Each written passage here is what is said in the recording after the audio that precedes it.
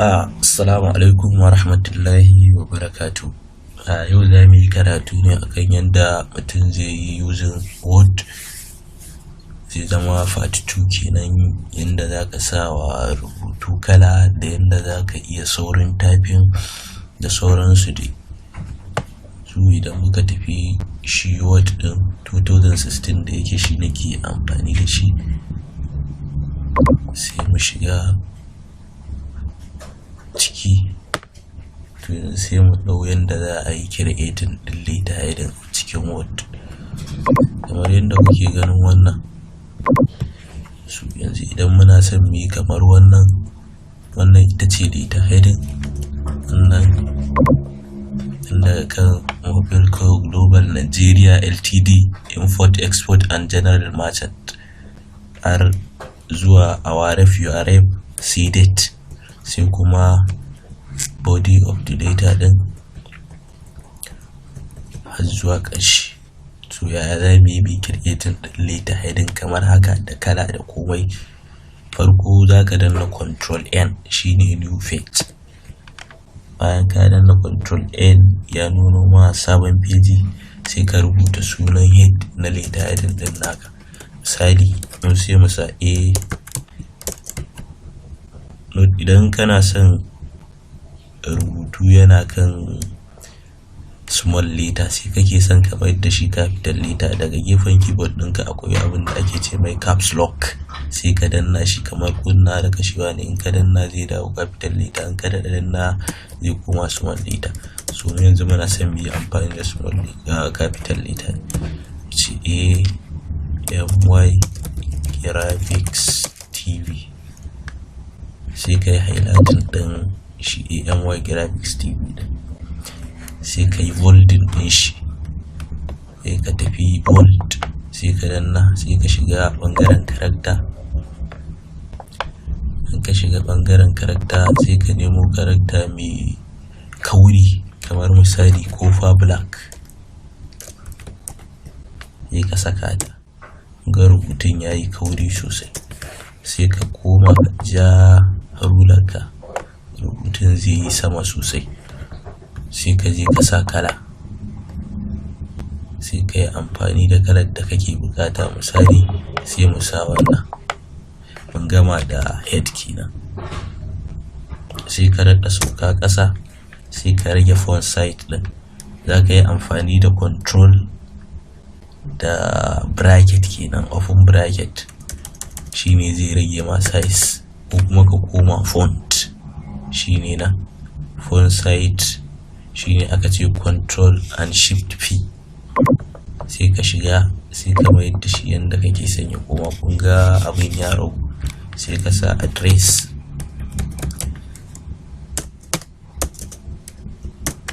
number 2234 Sani Nagi, Kano State. Sai ka yi daɗayin highlighting ɗin shi, sai ka koma can wannan ɗin, sai ka canza character. Misali sai ka sa block,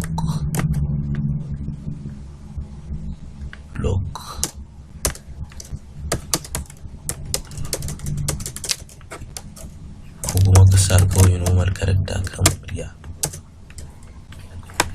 sai ka ajiye ta. Sai ka saka, ka sa wannan, sai ka mayar da shi kuma sai zama kalar da kake bukata. Misali mu sa black. Domin ka yi remove ɗin wannan space ɗin da yake tsakanin su, za ka yi highlighting ɗin rubutun gaba ɗaya, sai ka tafi line and paragraph spacing, sai ka yi remove ɗin space ɗin. Kun ga ya daɗa matsawa jikinsa. Sai ka sauko ƙasa, sai ka saka GSM, sai ka sa 0810474507 shine GSM ɗinka. Sai email address,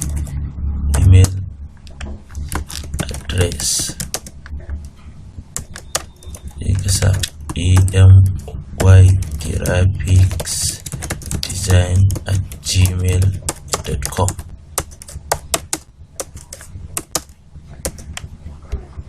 sai kuma bayan ka gama rubuta waɗannan abubuwan gaba ɗaya, ka sa address, ka sa email address, sai ka nemo karaktocin da kake ganin sun yi daidai waɗanda za su yi kyau a gurin rubututtuka. Misali, number waya ana son a ganta sosai, za ka iya sa mata ja.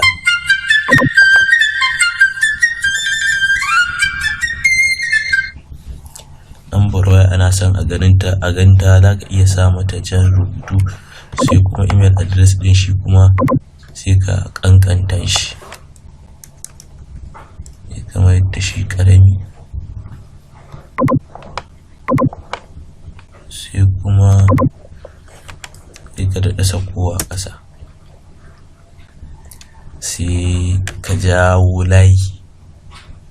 Shi kuma layin da za ka iya shiga inside, da kan home kake, sai ka shiga inside. Bayan ka shiga inside, in ka lura sosai, picture online, picture shape, sai ka hau kan shape ɗin, sai ka je ka ɗauko box. Bayan ka ɗauko box, malam shi sai da tashi yana yin tutorial. Sai ka ɗauko box, kana ɗauko box ɗin,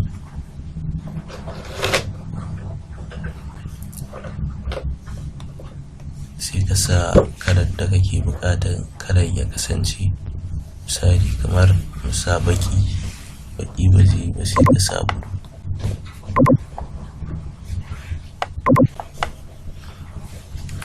Wannan shine retiring. Bayan ka saka shi, ka sa shi wannan karan, wanda shine zai bambanta cewa retiring kake yi, sai ka yi Ctrl D a kansa. Bayan ka danne shi, za ka yi Ctrl D, shine duplicate. Ctrl D shine duplicate. Sai ka ɗau ragowar guda ɗayan, sai ka kai shi can ƙasa, za ka yi using arrow.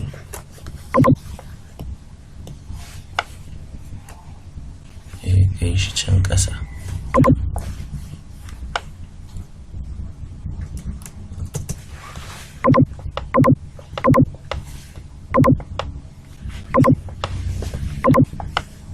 Bayan ka kai shi can ƙasa, sai ka komo can ƙasan retiring ɗin, sai ka saka our rep.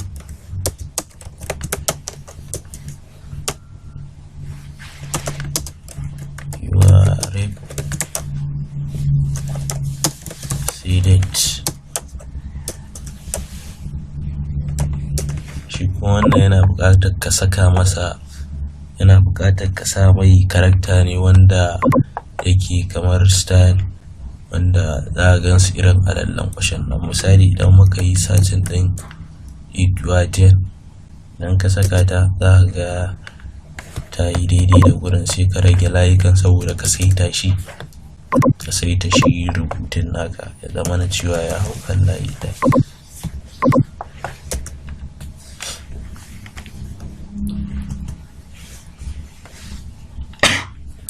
AMY Graphics TV address number 234 Sani Mai Nage, Kano State, GSM 0810 kaza kaza. Email address gashi nan. Wannan shine retiring, kuma retiring ta haɗu.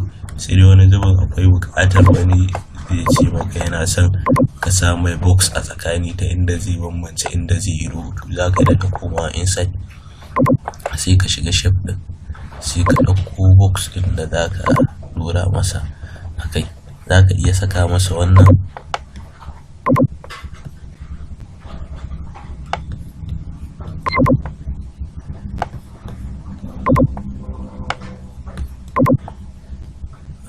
sai ka mayar da shi ya zama white. Sai ka yi selecting ɗin wanda kake son ya fito.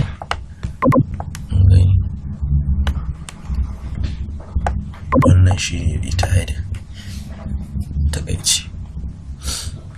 kar ku manta ku danna subscribing, sannan ku yi mana like, sannan kuma ku yi share. Mun gode sosai. Sai kai saving ɗin aikin.